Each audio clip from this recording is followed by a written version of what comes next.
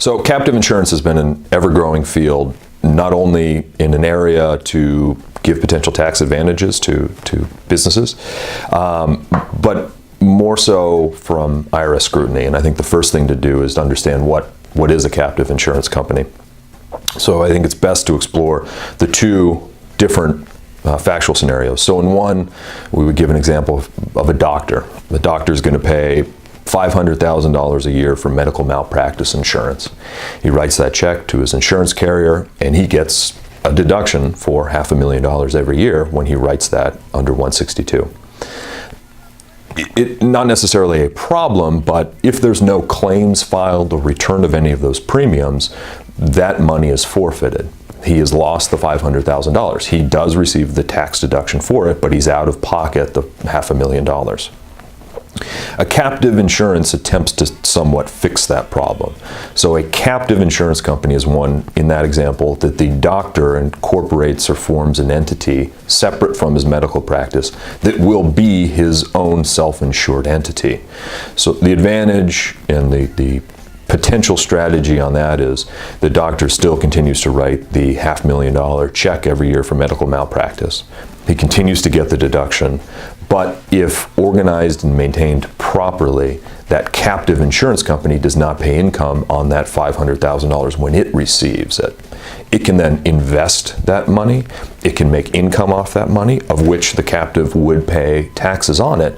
But at the end of the doctor's practice, he can then liquidate that captive insurance company and give himself back, subject to taxation, that $500,000. So in essence, it's a way to maintain the benefits of that tax deductible money and not forfeit it at the end of the day.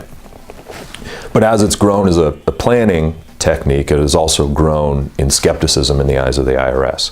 And the two issues traditionally on the IRS as to why they would attack these and where their skepticism comes from is one issue that we call the micro captive insurance. So returning to that example of the doctor, you have an individual who is paying the exact same premiums to an insurer with a singular policyholder. And it begs the question, is that insurance, company, insurance or captive or otherwise, able to really cover the cost of a catastrophic claim? And the answer, without being able to pool the premiums from other ones, is maybe not. In that situation, the doctor has not really shifted the risk off to another company that has pooled contributions from other policyholders. So the IRS looks at that in kind of simplistic terms, but what is any different about making that payment to this quote-unquote captive insurance company? How is it any different than just moving money to a savings account? It's not. You shouldn't be able to get the deduction that's something that does not offset the risk and then get the money back in a future date. So those micro captive insurance companies have been under an incredible amount of scrutiny and have made it, in the last 2 years at least, onto the IRS's Dirty Dozen tax scam or potential tax scam or potential tax avoidance lists. The second one is implausible or unlikely insured events. So that doctor who is paying his normal medical malpractice at $500,000 a year to an unrelated third-party arm's-length transaction insurance company, that makes sense. Where some promoters have made attempts to be more aggressive in this area, you would put that $500,000 and you would also offer that doctor something that is unlikely to ever occur, a $2 million terrorism insurance policy.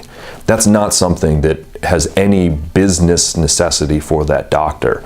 With the idea being, if pitched, the doctor would invest the $2 million policy to this captive insurance company, knowing full well that the likelihood of ever filing a claim for terrorism is next to nothing.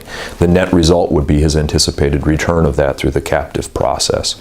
And that's a second way that the IRS has been attacking these.